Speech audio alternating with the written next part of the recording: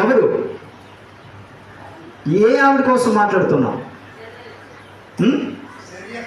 Yes, మీరు పేరు పాపం జ్ఞాపకం ఉంచుకోలేకపోతున్నారు. సెరుయా. కొంచెం పేరు పలకడానికి ఇబ్బందిగా ఉన్నా జ్ఞాపకం చేసుకోండి.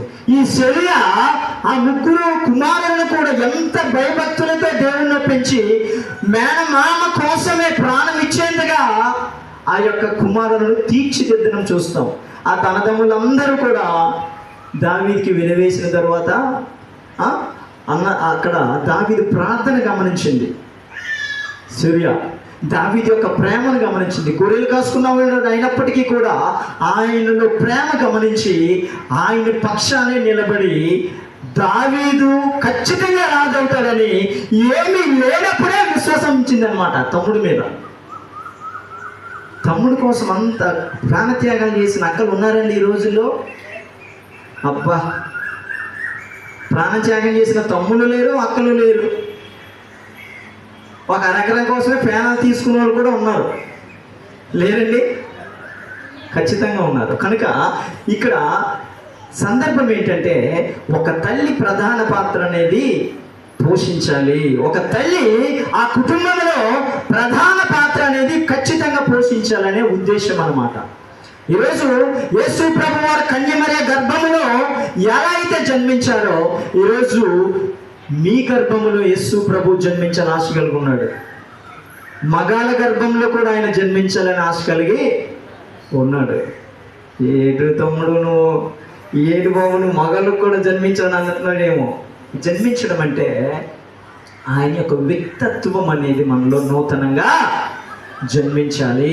ఆయన యొక్క ఏవైతే ఈ లోకంలో బ్రతికి చూపించి ఆయన ఆ యొక్క పరలోక రాజ్యాన్ని ఏర్పాటు చేయడానికి ఆరోహణమయ్యాడో, ఆ వ్యక్తిత్వం అంతా కూడా మనలో ముందు జన్మించేదిగా ఉండాలి. అప్పుడు మాత్రమే మనం కుటుంబంలో మీ కుటుంబంలో ఇప్పుడు ఉన్నటువంటి వారందరినీ యేసు ప్రభువుల వల్లే తయారు చేయొచ్చమ్మా. మన కుటుంబంలో మా అన్నదమ్ములను, మన అన్నలను, మన చెల్లెలను, మన పెద్ద పెద్ద మేనమామలు, మేనన్నులను ప్రతి ఒక్కరు కూడా యేసు ప్రభు వల్లే తయారు చేయొచ్చు. ఇదేంటంటే యేసు ప్రభులాగే తయారు చేయగలమా అని మీరు మాట్లాడచ్చు. యేసు ప్రభు వల్లే తయారు చేయొచ్చు అంటే, యేసు ఏ ప్రేమ కలిగి జీవించాడో ఆ ప్రేమను చూపించాలి. యేసు ప్రభు ఏ ఆదరించి చూపించాడో ఆ ఆదరణ చూపించాలి. యేసు ప్రభు వారు ఏ సందర్భంలో ఆయనకి ఎన్ని ఎదురు దెబ్బలు తగిలినా క్షమించి ఆయన మౌనం దాల్చాడో, మన జీవితంలో కూడా ఎన్ని ఎదురు దెబ్బలు మన పక్కింటోడే కొడతాడు, ఎవడో కాదు, మన కుటుంబంలో ఉన్నోడే కొడతారు. అవన్నీ కూడా తట్టుకొని యేసు ప్రభు యొక్క వ్యక్తిత్వం అనేది మనలో జన్మించాలి. యేసు ప్రభు డిసెంబర్ 25 రోజున పుట్టల, అంటే డేట్ అయితే పర్టికులర్ కాదు, కానీ ఈరోజు నువ్వు నేను కూడా నేర్చుకోవలసినటువంటి విషయం ఏంటంటే, యేసు ప్రభు వారు డిసెంబర్ 25నే పుట్టారని ప్రార్థనకి వెళ్ళి మంచి మంచి కొత్త బట్టలు తీసుకోవడం కాదు. యేసు ప్రభు దినదినము కూడా మనలో పుడుతూ ఉండాలి.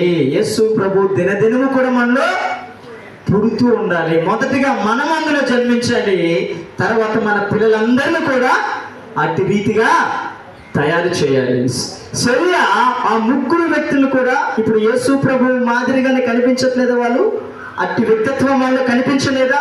అట్టి ప్రేమ, అట్టి బాధ్యత, అట్టి అంత వివేచన కలిగి తల్లి మాటకు లోబడి దేవుడు ఏ రకంగా అయితే తల్లిని సన్మానించమన్నాడో ఆ రకంగా తల్లి మాటకి సన్మానించి బ్రతికి చూపించారా లేదమ్మా?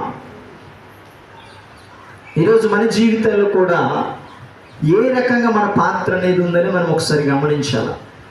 ఏ రకంగా మన యొక్క పనితీరు మన కుటుంబంలో ఉందో మనం గమనించేవారుగా ఉండాలి. కనుక ఈరోజు నీతో నాతో మాట్లాడుతున్నాడు దేవుడు.